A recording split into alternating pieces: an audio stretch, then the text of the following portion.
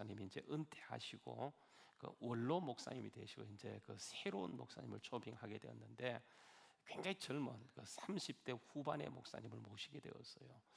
뭐 설교 경험도 없고 또 이렇게 목회 경험도 짧기 때문에 목사님 은퇴하시면서 사뭇 걱정이 되어서 목사님께 기도해 주면서 앞으로 목회하다가 어려움이 있으면 같이 기도하자고 이렇게 이제 얘기해 놓고, 설교하다 보면 교인들이 꼭 조는 교인들이 있다고, 이 교인들을 그냥 두지 말고 깨워야 되는데 어떻게 깨우면 좋겠나, 그 방법을 아는가 그랬더니, 뭐 젊은 목사가 이제 뭐 목회도 별로 하지 않는데 어떻게 알겠어, 그래서 좀 한 수 가르쳐 달라고 했더니 이렇게 이제 원로 목사님 은퇴하시면서 이런 말씀을 하세요. 이렇게 졸게 되어지거든 그냥 두지 말고 아주 엄숙한 표현을 지으면서 이렇게 얘기하라고. 여러분, 제가 어제 밤에 내 아내가 아닌 다른 여자를 제 가슴에 품었다고 이렇게 얘기하면 이렇게 교인들이 딱 이렇게 그냥 깜짝 놀라 쳐다볼 거예요. 그때 이제 하는 말이, 그 여자는 다름 아닌 우리 어머니였다고 이렇게 하라고. 그러면 사람들이 자다가 딱 일어나서 설교에 이제 집중할 것이니 그래 하라고. 그래서 이제 뭐 잊어먹고 있었는데 딱 이렇게 목회를 하고 설교를 하다 보니까 사람들이요 굉장히 조는 사람이 많아졌어요. 그래서 이제 어떻게 깨울까 고민하고 있는데 그 원로 목사님이 이제 했던 그 얘기가 딱 생각나서 그 얘기를 이제 딱 이렇게 서론에 이렇게 쓰게 되어지는 거예요. 제가 이제 어젯밤에 이렇게 이제 그 제 아내가 아닌 여자를 제 마음속에 제 가슴에 품고 잤습니다. 그렇게 얘기하니까 갑자기 이 젊은 목사가 30대 후반쯤 되는 목사가 갑자기 그 얘기를 하니까 막 그냥 쑥덕쑥덕 하면서 사람들이 목사님을 뚫어지게 쳐다보는데, 이 목사님이 갑자기요 너무 교인들이 그냥 뚫어지게 보니까 그만 내용을 잊어먹은 거예요. 뭐 원고에 있는 얘기도 아니고 그냥 목사님 했던 그 얘기 갑자기 생각했는데 그 다음에 아무것도 생각 안 나요. 그래서 이 목사님이 하는 말이 뭐냐면, 근데 그 여자가 누구였는지 기억이 안 난다고 그렇게 얘기했다고 하는 거예요. 예. 설교 끝났습니다. 그냥 그 설교, 그냥 그 예배, 그냥 그걸로 끝나버린 거예요. 오늘 말씀에 우리 제목을 한번 보시게 되면 24대 빵이에요. 24대 빵. 우리 이제 지난 월요일이었습니까? 그때 이제 북한 그 평양에서 그 우리나라하고 북한이 여러분 아시는 것처럼 그 2002년도에 있을 그 카타르 월드컵 그 예선전이 치르게 되어졌는데 굉장히 큰 해프닝이 있다는 거 아시죠? 그죠? 그 무관중, 무중계로 이루어지면서 전 세계 북한의 그 잔인함, 야만성, 그것이 이렇게 이제 알려지는 기회가 되었어요. 그래서 그 우리나라 많은 젊은이들도 무관중, 무중계로 이루어지면서 북한의 실체를 보았다고 하는 그런 사람들이 많이 있는 것을 보게 되어져요. 근데 이제 그 무관중, 무중계다 보니까 그 안에서 무슨인지 알지 못했는데 갔다 왔던 사람들, 그 선수들, 스태프진들의 얘기를 들어보면 그 얼마나 터프하게 나왔는지, 뭐 욕은 다반사이고 그냥 완전히 그 전쟁 축구를 하다 보니까 다치지 않고 죽지 않고 살아온 것이 은혜라고 얘기할 정도로 굉장히 축구 전쟁이었다고 말할 수 있는 그런 일들이 있었다고 하는 거예요. 그래서 이 축구에서 결국은 빵 대 빵으로 끝나게 되어집니다. 그러니까 이 축구는 무관중, 무중계, 무승부, 3부로 이렇게 끝나버리고 마는 거예요.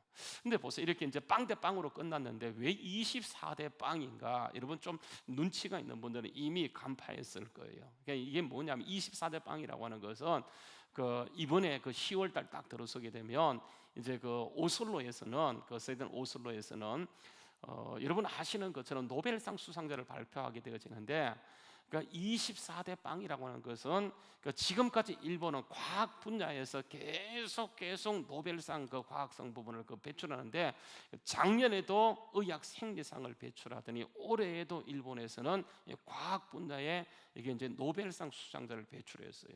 우리나라 한 명도 배출하지 못했죠. 물론 평화상은 있지만 과학 분야에서 단 한 명도 배출하지 못했어요.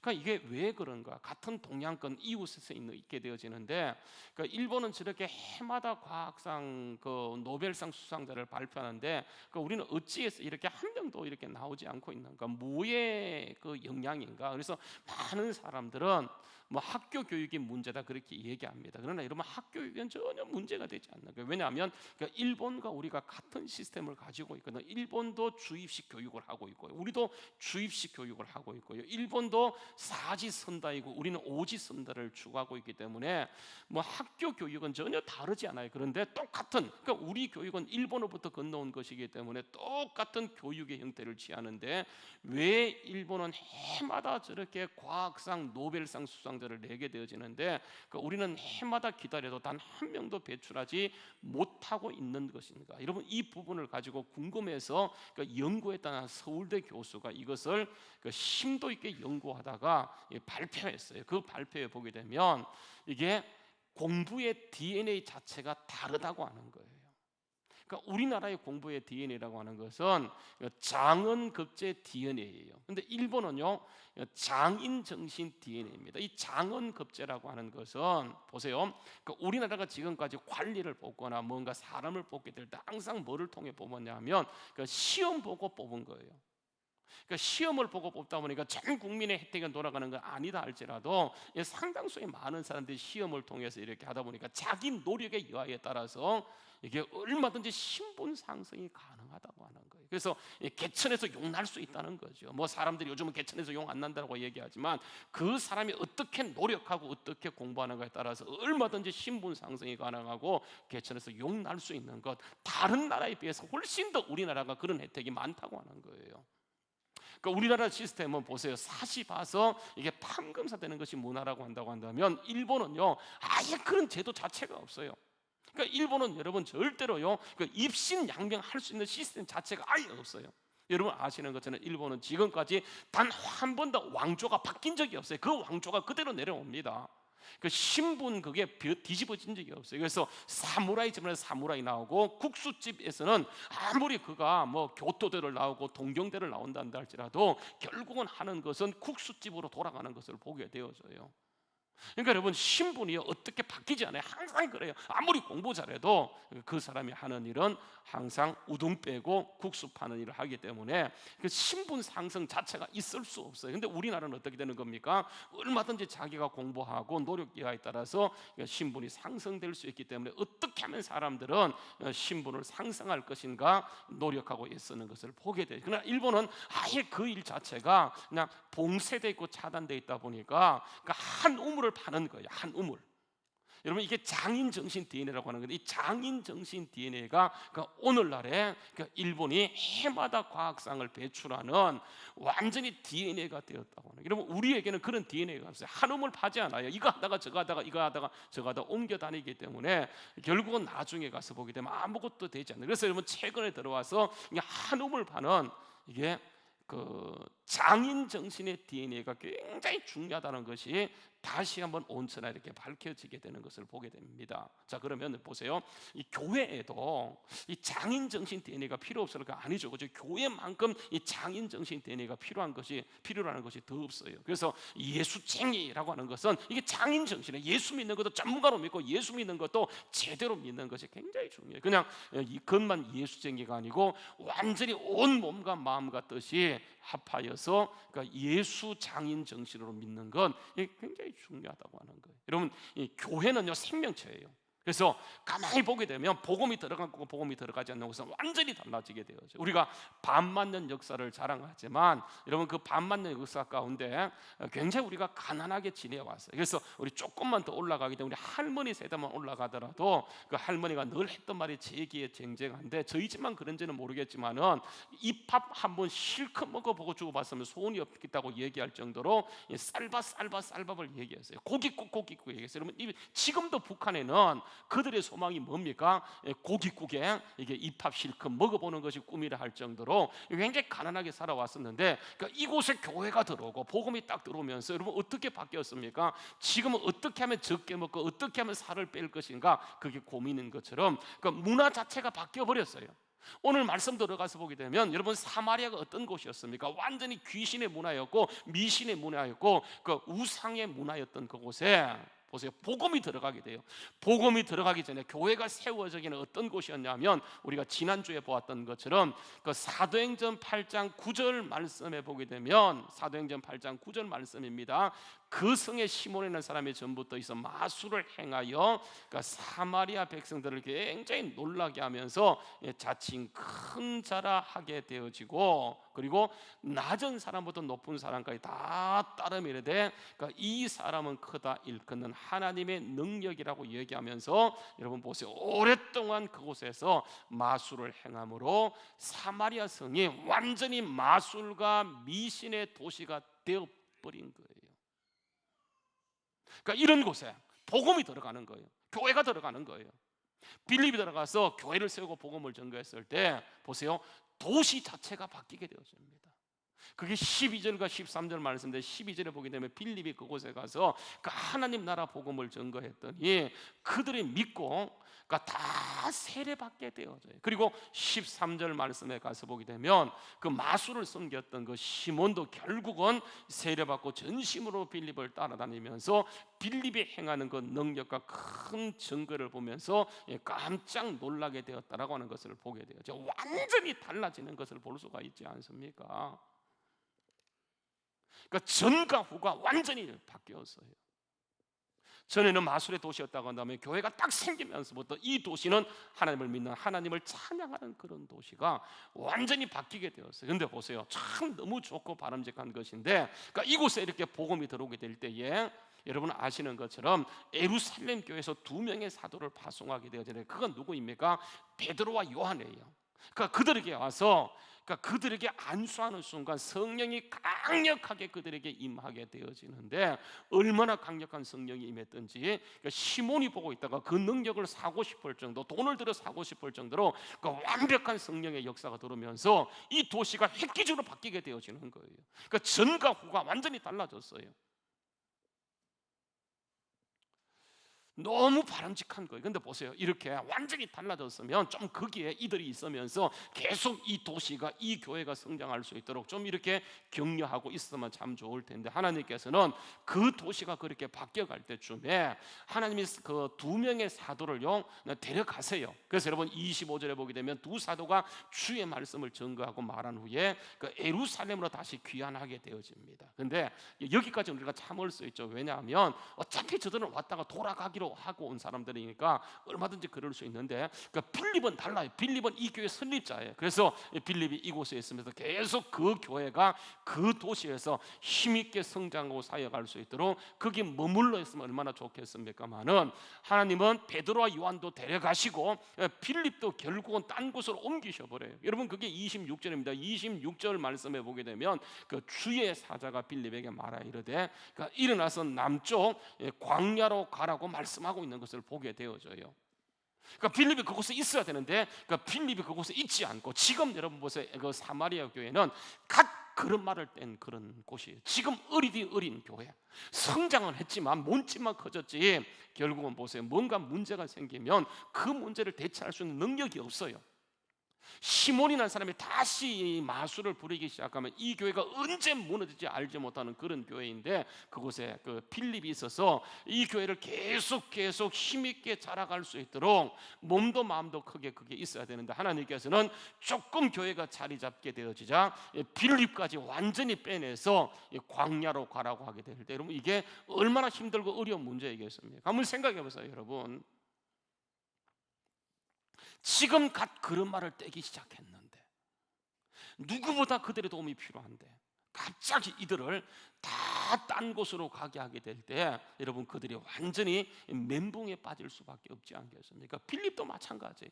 지금 와서 이곳에 복음을 전하고 자리를 잡았는데 이곳에 더 있고 싶은데, 하나님께서 가라고 하는 것이 뭐냐면 저 밑에 가사 광야라고 하는 거예요. 여러분 지도를 놓고 보게 되면 사마리아에서 가사까지 광야라고 하는 것이 이게 300km예요. 300km.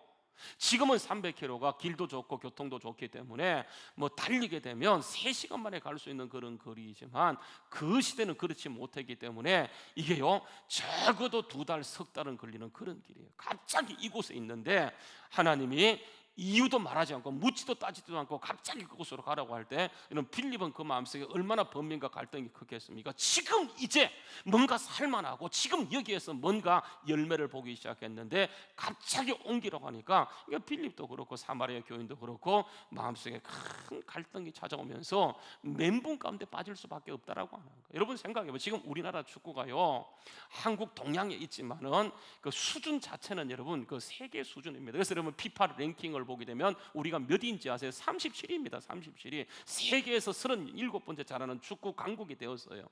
그래서 여러분 우리가 아시아권에서 항상 여러분 탑을 달리고 있고요. 자, 이렇게 보세요. 우리가 37위 세계인과 함께 축구를 통해서 이렇게 외교하고 견줄 수 있는 것은 여러분 이게 시스템도 시스템이지만 그 가운데 그러니까 우리나라가 배출한 세계적인 스타가 있어요. 여러분 그게 누구냐면 손흥민이에요. 손흥민. 그러니까 이강인 같은 선수예요. 황의조 같은 그런 선수가 있어서 그죠? 붙게 되면 꿀리지 않고 나가서 어깨를 대등하게 경기를 할 수 있는 그런 수준까지 올라갔어요. 그런데 보세요. 그러니까 우리 팀에서 손흥민 선수를 빼버린다, 이강인 선수를 빼버린다, 황의조 같은 그런 선수를 빼버린다, 그러면 우리는요 37위가 아니고 아마 모르긴 몰라도 100위권으로 훨씬 떨어질걸요. 지금 아시아도 굉장히 축구에 투자하면서 특히 중국 같은 나라는 계속 보세요. 외국 사람을 귀화시키면서 제2의 브라질이라고 얘기할 정도로 계속 이렇게 투자들을 많이 하고 있어요. 다 나라가 그래요. 그러다 보니까 아시아 축구도 옛날에는 그 수준이 아니고 상당히 높아졌어요. 그러니까 이런 수준까지 갔는데 여기에서 우리의 핵심 선수들을 빼버리고 완전히 후보로 대치한다라고 한다면 아마 우리는 영원히 축구 후진국이 되어질걸요. 뭐 100위권이 아니고 200위권도 갈 수 있는 그런 수준까지 될 거예요. 마찬가지 여러분 보세요. 지금 그 사마리아 교회가 저렇게 수준까지 올라가고 지금 그런 말을 떼게 된 것은 그게 빌립이라고 하는 정말 걸출한 스타가 있어서 그런 것인데 갑자기 하나님께서는 조금 좋아지는 그 입장에서 빌립을 빼가간다라고 하는 것은 사마리아 교회를 완전히 폭망시키기로 작정하지 않고는 저렇게 할 수가 없어요. 왜 하나님이 갑자기 저렇게 하는 겁니까? 왜 하나님이 보내놓고 조금 자리를 잡아갈 때쯤 이렇게 그를 빼서 딴 곳으로 가게 하는 것인가? 진짜 이 사마리아 교회를 완전히 폭망시키기로 24대 빵으로 만들기로 마음에 작정하시고 지금 저렇게 하는 것이겠습니까? 아니에요. 절대로 그렇지 않습니다. 여러분 우리가 믿는 하나님은 교회 머리가 되시는 분이세요. 교회 머리가 예수님이시고 교회 몸은 이게 교회예요. 예수님의 몸은 교회예요. 그러니까 여러분 머리하고 몸이 분리되지 않는 것처럼 그러니까 예수님과 교회는 절대로 분리되지 않는 거예요.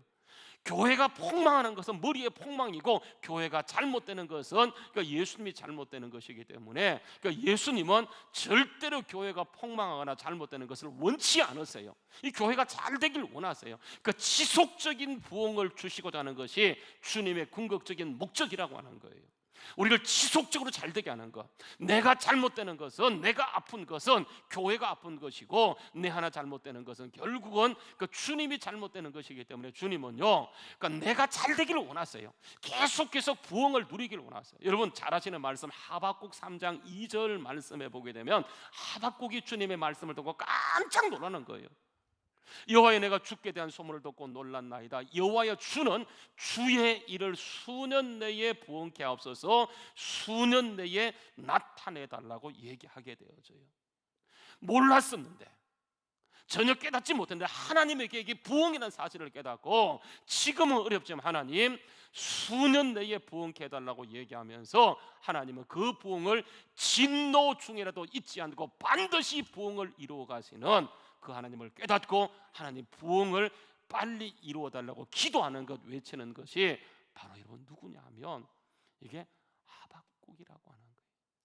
그러니까 하나님은 절대로 우리가 폭망을 잘못되지 않고 부흥을 이루며 하나님의 뜻을 이루고 진노 가운데서도 잘 되는 것이 하나님의 뜻이에요.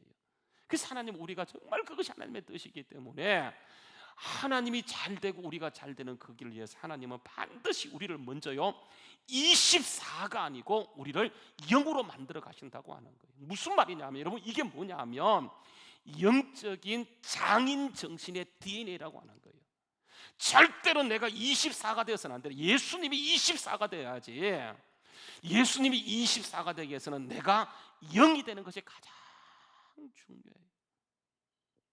내가 24가 되면 예수님은 재료가 되어지고 결국은 나도 재료가 되어지는 거예요. 그래서 예수님이 24가 되도록 완전히 내가 재료가 되어지게 되면 예수님이 24가 되어지고 나도 잘 되고 나도 24가 되어진다라고 하는 거예요. 여러분, 예수님이 이 말씀을요 어디서 하고 계시냐면 요한복음 15장 5절, 6절, 7절 말씀에 보게 되면 나는 포도나무요 너희는 가지다.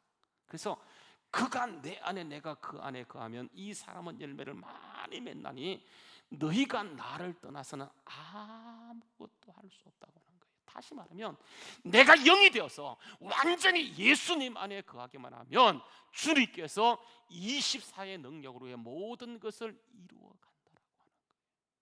그래서 여러분 6절 말씀에 보게 되면 사람이 내 안에 거하지 아니하면 이 사람은 가지처럼 밖에 올려져 마르나니 사람들이 그것을 모아다가 그러니까 불에 던져 불사르게 되어진다라고 하는. 그래서 하시는 말씀이 이거예요. 한번 같이 읽어보죠. 자, 시작. 너희가 내 안에 거하고 내 말이 너희 안에 거하면 무엇인지 원하는 대로 구하라. 그리하면 다 이루어 주시겠다고 하는 거예요.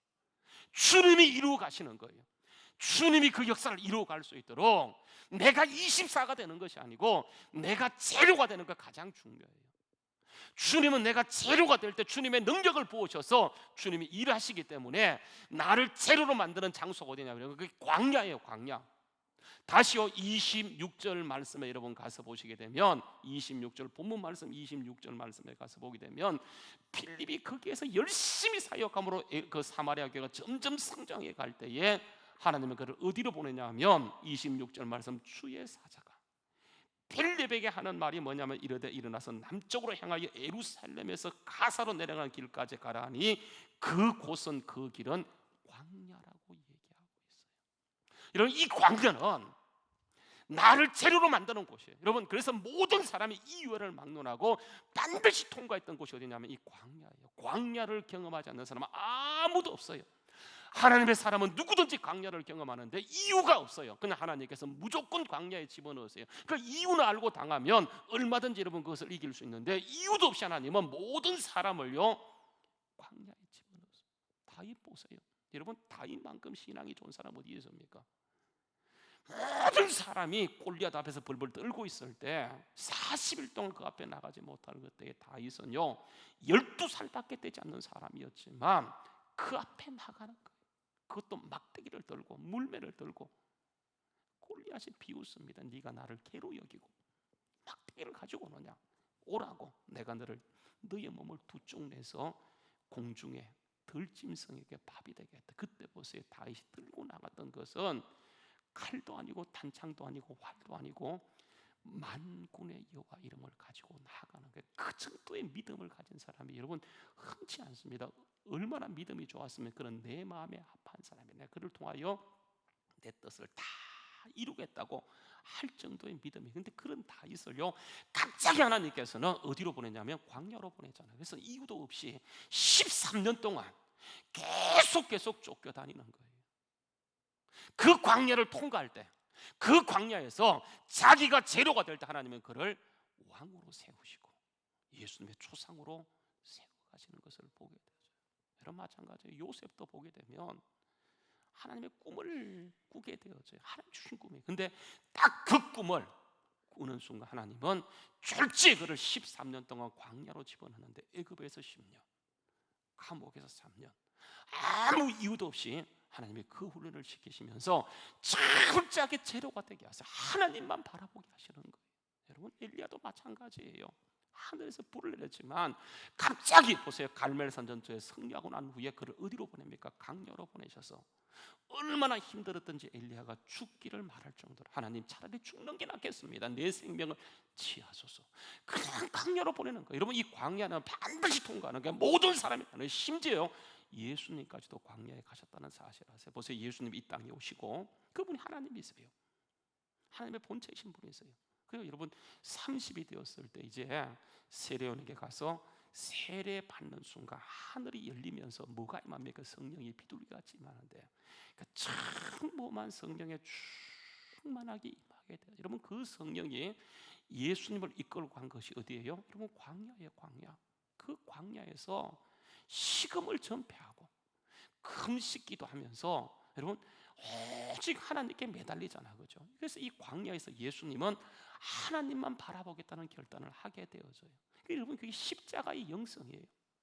심지어 예수님까지도 광야를 통과했는데, 그러니까 이유 없이 까닭 없이 광야로 보내시는데, 그 광야에서 딱 하나 훈련시키는 것은 완전히 나를 제로로 만드는 거예요. 자기가 제로임을 고백하는 사람만이 주님을 바라보고 주님을 구할 수 있고 주님의 능력을 덧입을 수 있기 때문에 하나님은 반드시 우리를 구원하시고 어디로 끌고 가냐면, 여러분, 그게 광야예요. 내가 할 수 있는 것이 아무것도 없다고 손드는 순간 하나님은 반드시 하나님의 능력을 부으셔서 그를 통해서 일하시는, 그게 여러분 하나님의 역사의 패턴이고 성경 말씀의 기록이에요. 오직 하나님만 바라보게 하는 거예요. 그때 하나님 바라볼 때 하나님이 주신 역사가 장은급제의 영광이에요. 내가 최고가 되는 것이 아니고 하나님이 최고가 될 때, 하나님이 최고로 높이게 될 때 하나님은 우리를 네가 내 안에 내가 너 안에 있으면 네가 원하는 무엇이든 간에 내가 다 들어주리라. 하나님이 그때부터 일하기 시작하는 것을 볼 수가 있습니다. 여러분 보세요, 하나님은 이를 위해서 보세요, 계속 우리의 삶을 이끌어가고 있다니까요. 여러분, 오늘 말씀 39절 말씀 볼래요? 39절 말씀에 보게 되면 39절 말씀입니다. 둘이 물에서 올라오게 될 때에 주의 영이 어떻게 했다고요? 빌립을 이끌어 갔더라고 얘기하는 거예요. 그러니까 하나님이 이끌어 가고 있어요. 여러분, 빌립이 보세요, 사마리아 올 때에 내가 어디로 갈까, 사마리아로 갈까, 어디로 갈까 고민해서 온 것이 아니고 주의 영이 이끌어 온 거예요. 거기 가서 그가 아무것도 한 것이 없어요. 뭐 교회를 세우지 않고 그냥 주님의 말씀을 전거했더니 거기에서 어떤 역사가 나타나는 겁니까? 주님이 이루신 모든 것이 나타나기 시작하는데 기적이 일어나고 복음이 전거되어지고 교회가 세워지고 큰 부흥의 역사가 나타나는 거예요. 마찬가지로 여러분, 그러니까 주의 영이 이끌어가는 거예요. 그래서 여러분 보세요, 오늘 말씀 그 26절 말씀 가라고 했고요, 또 29절에 보게 되면 26절에 주의 사자가 빌립에게 말을 했어요. 그래서 어디로 가라고 얘기했고, 29절 말씀에 보게 되면 이제는 주의 사자 천사가 아니고 누가 말씀을 하세요? 성령이 친히 하나님이 빌립에게 이르시되 이 수레로 가까이 가라 하면서 하나님이 다 이끌어가고 있어요.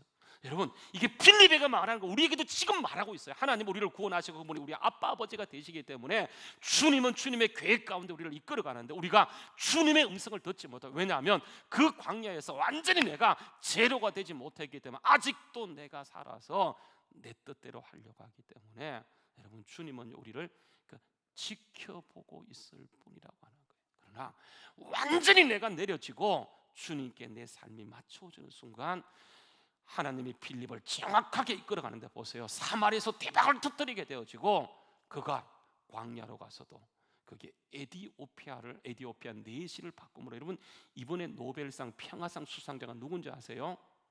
아세요? 이디오피아 수상이잖아, 그죠? 여러분, 그 이디오피아가 지금 기독교 국가예요. 언제 그 나라가 이렇게 기독교 국가가 된지 아세요? 오늘 이 사건이에요. 이 사건. 하나님이 그 나라를 통해서 아프리카, 여러분 그래서 가서 보시게 되면 여러분 아프리카는 지금요 북쪽은 다 이슬람 국가예요. 북쪽은 다 이슬람 국가예요.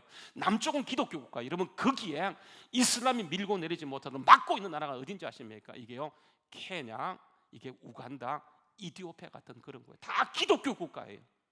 여러분 케냐에 가서 보면 기독교 부흥이 정말 엄청나게 일어나게 돼요. 여러분 이번에 다니엘 기도에 보게 되면 거기에 부흥이 일어난 얘기를 하게 될 거예요.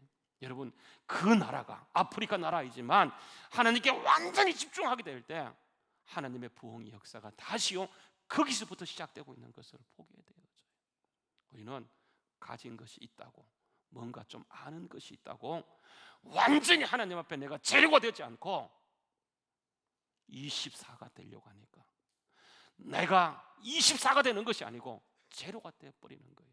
하나님도 재료가 되어버려. 하나님도 아무것도 할 수 없어요. 그러나 하나님 앞에 완전히 내가 내려지고 주님께 나의 모든 것을 올려드리게 될 때 하나님께서는요 우리의 삶을 이끌어가게 되어지는데, 보세요. 빌립이 하나님의 인도하심을 따라갔어요. 그래서 29절 말씀, 빌립이 성령이 빌립에게 이르되 이 수레로 가까이 가라. 그래서 빌립은 순종합니다. 30절,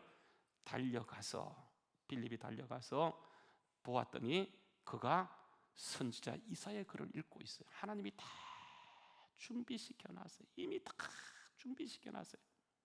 그래서 가서 묻습니다.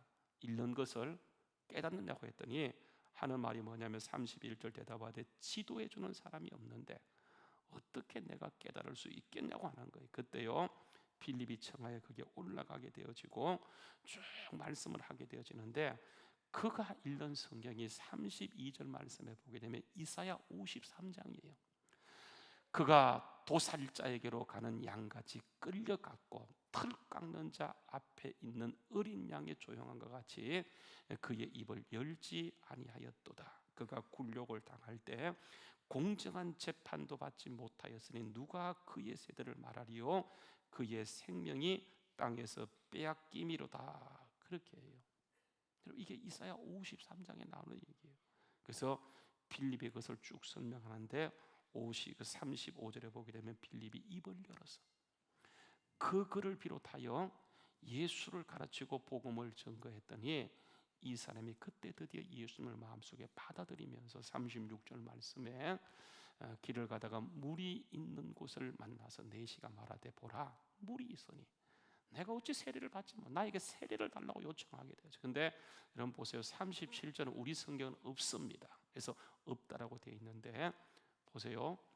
없다라고 되어 있지만 없는 게 아니에요. 원래는 있었습니다. 그런데 이게 원본이 있었는데 원본이 소실되어지면서 많은 사본들만 있어요. 여러분 우리가 가진 성경은 이게 마소라 텍스트예요. 마소라 사본이에요. 그러다 보니까 없어요. 근데 여러분 다른 사본은 있다고 얘기합니다. 그게 난외주에 있는데 여러분 성경요 한번 밑에 보세요. 밑에 있는 것을 난외주로 가는데 여러분 보세요. 그 밑에 보게 되면 어떤 사본에는 이렇게 얘기하면서 나와 있죠. 그죠? 나와 있습니까? 어떤 사본에는 37절에 있는데 그 뭐라고 있습니까? 빌립이 이르되 내가 마음을 온전히 하여 믿으면 가니라 대답하여 이르되 내가 예수 그리스도께서 하나님의 아들인 것을 뭐 한다고요? 믿노라. 그래서 보세요. 38절에 보면 이에 명하여 수레를 멈추고 빌립과 내시가 다 물속에 들어가서 빌립이 그 내시에게 세례를 베풀게 되어져요. 그리고 아까 봤던 39절에 둘이 물에서 올라올 때 주의 영이 빌립을 이끌어간지라 내시는 기뻑의 길을 가고 다시 그를 보지 못해요. 빌립이 어디로 가냐 하면 40절에 보게 되면 성령께서 아소도로 이끌어가요. 아소도라고 하는 것은 여러분 이게 그 가이사라예요. 사마리아에서 가사는요 이게 300km예요. 저기 가사에서 여러분 이게 아스도까지는 이게 350km예요. 근데 성령이 갑자기 거기로 옮기시고 그래서 빌립이 아스도에 나타나서 여러 성을 다니면서 복음을 전하고 결국은 가이사라까지 가게 되었다고 하는 것을 보게 되어져요. 모든 것을 하나님이 이루시고 거기에 쓰시도록 재료가 된 사람, 하나님 말씀하실 때 주님 내가 여기 있어야 됩니다 말하지 않고 주님 말씀을 따라가게 될 때 하나님께서는 바로 그 사람을 통해서 계속 옮겨다니면서 하나님의 역사를 이루시기 원하시는 것을 보게 되어져요. 지금도 마찬가지예요. 하나님 우리를 택하신 것은 내 뜻이 아니고 주님의 뜻을 이루시기 원해서 우리를 불러주셨기 때문에 내가 재료가 되고 주님께 맞추어지게 되면 내가 재료가 된 나를 내가 자재료에 두지 않고 나를 하나님 수준까지 높이셔서 하나님의 강력한 역사를 이끌어가는 것을 보게 될 수가 있다고 하는 거예요. 여러분 예수님도 이 땅에 오셔서 그분이 하나님이셨지만 모든 고난을 포기하시고 철저히 하나님의 뜻만 따라가세요. 여러분 그게요 요한복음에 기록된 요한복음 5장 19절에 보게 되면 예수님의 광야를 거치면서 예수님이 이런 말씀을 요한복음 5장 19절 말씀에 보게 되면 이런 말씀을 합니다. 요한복음 5장 19절 말씀인데요 그러므로 예수께서 그들에게 이르시되 내가 진실로 진실로 너희에게 이르노니 아들이 예수님 자신 아들이 아버지께서 하시는 것을 보지 않고는 아무것도 스스로 할 수 없다. 나는 제로다. 그래서 아버지만 의지한다. 아버지만 바라본다라고 얘기하고 있어요. 여러분, 요한복음 5장 30절 말씀도 보게 되면 예수님이 이렇게 얘기합니다. 요한복음 5장 30절, 내가 스스로 아무것도 할 수 없는, 내가 아무것도 스스로 할 수 없느라 듣는 대로 심판하느니 나는 나의 뜻을 행하려 하지 않고 나를 보내신 이의 뜻을 행하고자 한다. 여러분, 예수님이 이 땅에 오셔서 자기는 온데간데 강야를 거치고 나서는 철저히 아버지 뜻이에요. 완전히 예수님이 재료가 될 때 주님을 통해서 여러분 십자가 영성을 통해 온 인류가 죽게 돌아오는 역사가 있게 되어지는데, 하나님은 지금도 그 일을 위해서 우리 주안교를 세우시고 우리 모두를 불러주셨기 때문에 주님 앞에서 내가 완전히 맞추어지게 될 때 주님께서는 주님의 뜻을 이루어가며 내 뜻까지도 주님께서 완벽하게 이끌어가는 것을 보게 된다라고. 여러분, 그 주님은 우리의 머리가 되시고 우리의 주인 되시고 우리의 왕이 되신 주님이세요. 내가 24가 아니고 완전히 재료가 되고 주님을 전폭적으로 의지하게 되어지면 주님께서 우리를 이끌어 가시는데, 주님이 준비한 그곳에 나를 들으셔서 주인공이 되게 하시는 거예요. 다섯 번째 국가가 아니고 네 번째 국가가 아니고 가장 탑의 자리에, 장원급제의 자리로 주님께서 우리를 이끌어가는 거예요. 여러분, 그런 역사가 우리의 삶을 통해 나타나기 위해서 가장 중요한 것이 뭐냐면 내가 재료가 되고 정말 철저하게 주님만을 의지하는 것. 여러분, 이게 바로 믿음이에요. 그래서 믿음은 나를 드러내는 것이 아니고 완전히 나는 죽고 나는 낮추고 주님을 높이는 거예요. 여러분, 바울 사도가 이 사실을 고백하지 않습니까? 여러분 보실래요? 빌립보서 1장 말씀에 보게 되면 바울 사도가 이런 얘기입니다. 빌립보서 1장 20절이에요. 빌립보서 1장 20절, 나의 간절한 기도와 소망을 따라 아무 일인데 부끄러워하지 아니하고 지금도 전과 같이 온전히 담대하여 살든지 죽든지 나를 통해서 누구만요? 주님만 존귀케 되길 원하는 거예요. 여러분, 이게 믿음이에요. 이게 신앙이에요. 우리 믿음의 사람들의 모습이에요. 내가 높아지는 것, 내가 사는 것도 죽는 것도 주님을 위해서 철저하게 주님을 내세울 때 주님은 우리를 죽이시는 것이 아니고, 그래서 여러분 따라서 죽고자 하는 자는 살고, 살고자 하는 자는 어떻게 돼요? 죽는다. 우리가 살고자 해서 그렇지, 완전히 주님 앞에 나를 낮추게 되면 주님 우리를 죽이시는 것이 아니고 살리셔서 주님의 자리까지 높이시는 것이 바로 주님의 은혜요, 주님의 역사예요. 그래서는 바울 사도가 빌립보서 1장 21절 말씀 읽어봅시다. 자, 시작. 이는 내게 사는 것이 그리스도니 어떤 것이 유익하다고요? 죽는 것도 유익함이라. 완전히 나를 통해서 주님만 그대로 드러나기 원하세요.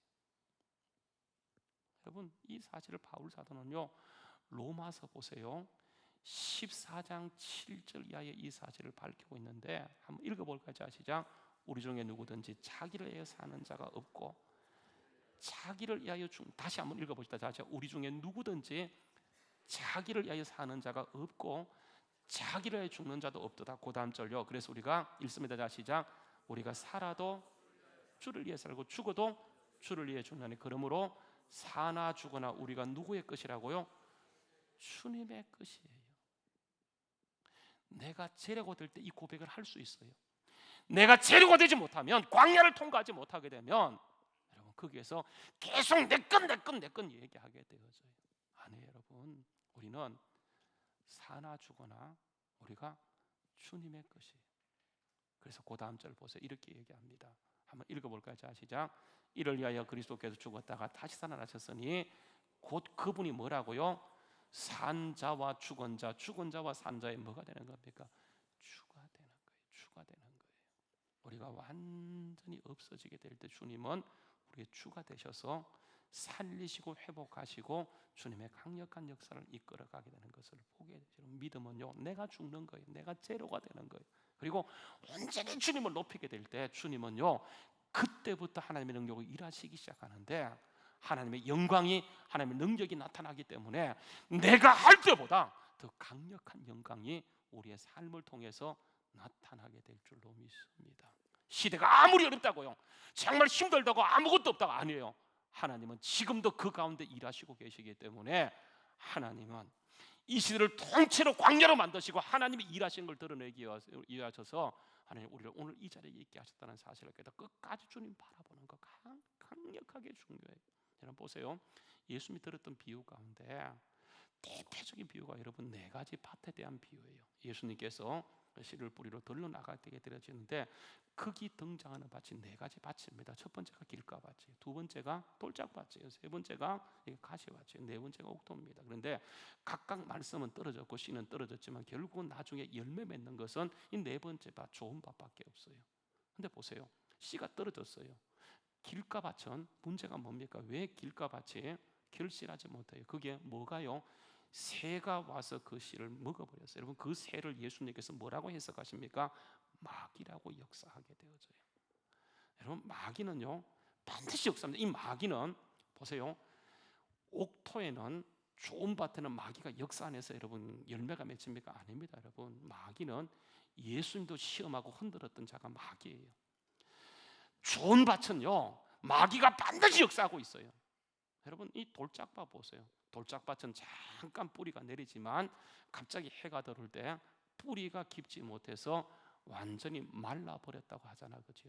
여러분 보세요, 그 돌들이, 여러분 좋은 밭은 없었겠습니까? 당연히 있죠.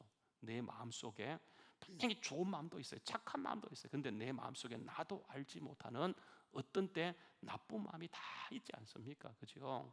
다 있어요. 바울 사도도 오라나는 공고한 사람이다.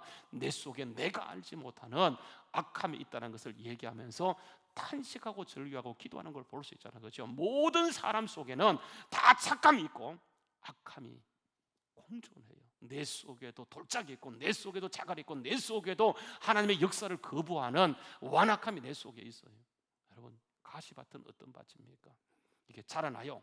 근데 기운이 막아버렸어요. 여러분, 그 기운이 뭡니까? 이게 세상의 염려, 세상의 걱정, 세상의 재리, 세상의 이게 재물의 유혹이라고 얘기하는 거예요.